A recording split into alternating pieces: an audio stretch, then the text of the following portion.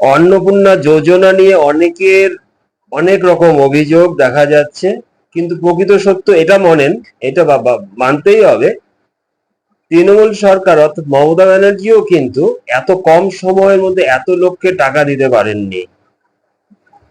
এই সরকার এত অল্প সময়ের মধ্যে ১,৪৫,৬৪,৪৭২ জনকে অন্নপূর্ণার যোজনায় আওতায় আনতে পেরেছেন এবং তাদের সরাসরি তাদের টাকা ব্যাংকে পৌঁছে গেছে। অন্নপূর্ণা যোজনার টাকা এত অল্প সময়ের মধ্যে কেউ কিন্তু আগের সরকারও দিতে পারেনি, কিন্তু ৫০০ টাকা করে দিয়েছিল, তাও আপনার সবার কাছে পৌঁছাতে ২-৩ বছর লেগে গিয়েছিল।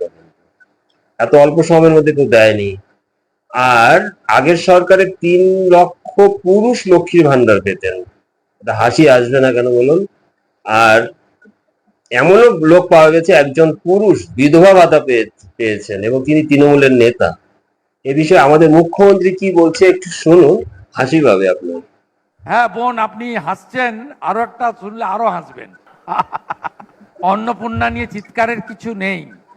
১,৪৫,৬৪,৪৭২ জন মহিলাকে দিয়েছি। লাগলে আরো মহিলারা পাবেন, কিন্তু প্রকৃত লোকেরা পাবেন। বিগত সরকারের লক্ষ্মীর ভান্ডারে ৩ লক্ষ পুরুষও পেতেন।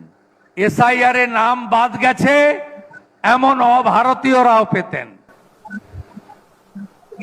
হ্যাঁ বোন, আপনি হাসছেন, আরো একটা শুনলে আরো হাসবেন। পশ্চিম মেদিনীপুরের চন্দ্রকোনায় বিধবা ভাতা পেতেন এক পুরুষ, তিনি আবার তৃণমূলের নেতা। অতএব দেখে শুনে প্রকৃত লোকজনকে বাছাই করে দেওয়া কর্তব্য। আমাদের চ্যানেল ভালো লাগলে লাইক করুন এবং সাবস্ক্রাইব করে পাশে থাকুন। নমস্কার।